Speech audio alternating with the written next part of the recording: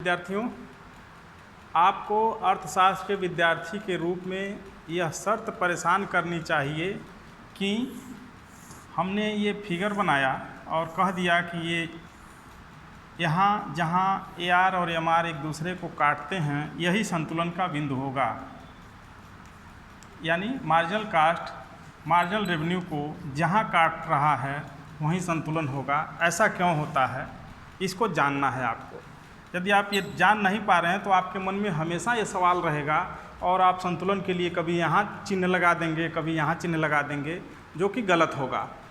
तो इसलिए आपको यह चीज़ जानना बहुत ज़रूरी है ताकि आप अर्थशास्त्र में कहीं भी ये गलती न करें कि मार्जिनल रेवेन्यू मार्जिनल कास्ट के बराबर क्यों होनी चाहिए।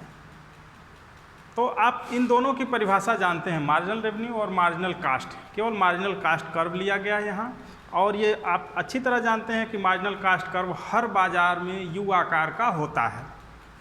ए आर वक्र या एम आर वक्र जब बाजार बदलेगा तो बदल जाएगा, लेकिन यह जो लागत वक्र है, औसत लागत और सीमांत लागत दोनों यू आकार का होगा। संतुलन की एक शर्त है कि एम आर बराबर एम सी, यानी मार्जिनल रेवेन्यू सीमांत लागत मार्जिनल कास्ट सीमांत लागत के बराबर होनी चाहिए। सीमांत आय सीमांत लागत के बराबर होनी चाहिए। और दूसरी जो शर्त है ये आवश्यक शर्त है और ये पर्याप्त शर्त है। ये शर्त पूरी नहीं होगी तो ये शर्त पूरी होनी जरूरी नहीं है, या ये शर्त पर्याप्त नहीं होगी। तो इसलिए दूसरी शर्त जो पर्याप्त शर्त जिसे कही जाएगी वो ये है कि marginal cost curve M R वक्र को यानी सीमांत आय वक्र को नीचे से ऊपर की ओर काटता होना चाहिए। तो ये दो शर्तें हैं, यानी कि सीमांत आय सीमांत लागत के बराबर होना चाहिए और सीमांत लागत वक्र सीमांत आय वक्र को ऊपर नीचे से ऊपर की ओर काटता होना चाहिए। इसको आप तार्किक ढंग से समझ सकते हैं। यहाँ देखें कि संतुलन के लिए पहली शर्त यहाँ भी पूरी हो रही है और यहाँ भी पूरी हो रही है, तो उद्यमी को यहाँ संतुलन पर क्यों नहीं हो जाना चाहिए। यानी जब मार्जिनल कास्ट कर्व ऊपर से नीचे की तरफ मार्जिनल रेवेन्यू वक्र को काट रहा है तो यहाँ उद्यमी को संतुलित क्यों नहीं हो जाना चाहिए। तो आप देख रहे हैं कि marginal revenue curve marginal cost curve तेज़ी से घट रहा है। यहाँ पहले यहाँ था, वो घटकर यहाँ हो गया, फिर यहाँ हो गया और यहाँ आकर मार्जिनल कास्ट मार्जिनल रेवेन्यू के बराबर हो रहा है। पहले लागत ऊंची होती है, आप इसको विश्लेषण में पढ़ चुके हैं, देख चुके हैं कि जब फर्में उत्पादन शुरू करती हैं तो लागत प्रारंभ में प्रति इकाई ऊंची होती है, तो सीमांत लागत अभी ऊंची है। फर्म को अभी प्रति इकाई इतना घाटा हो रहा है, एक तरह से देख सकते हैं कि उसकी आय कम है, लागत ज़्यादा है, लेकिन फर्म की लागत लगातार घट रही है। फर्म को उम्मीद है कि भविष्य में लाभ होगा और लागत घट रही है क्योंकि उसके फर्म में दक्षता आ रही है, पैमाने के उसको लाभ मिल रहा है।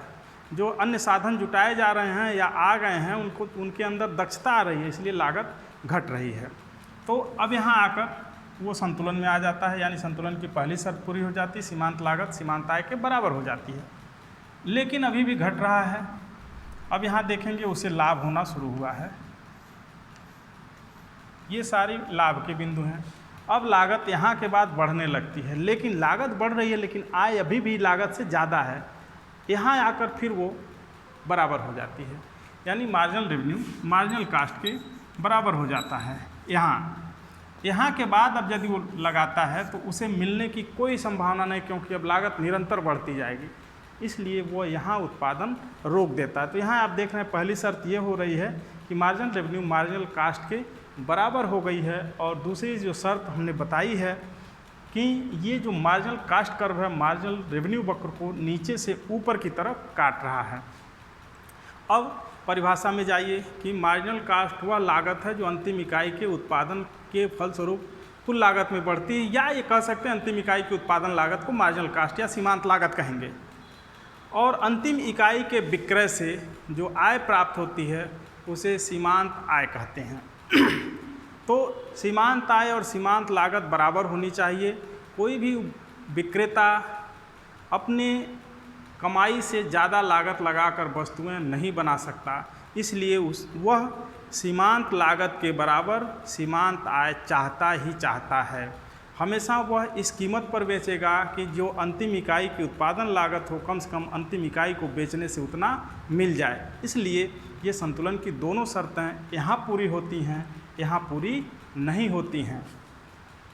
अब आप समझ गए होंगे कि अब यहाँ के बाद उसे कोई लाभ की संभावना नहीं दिख रही है, जबकि यहाँ के बाद उसे लाभ की संभावना दिखना शुरू होती है। इसलिए यहाँ उत्पादन वह रोकता नहीं है और यहाँ के आगे वह उत्पादन करता नहीं है।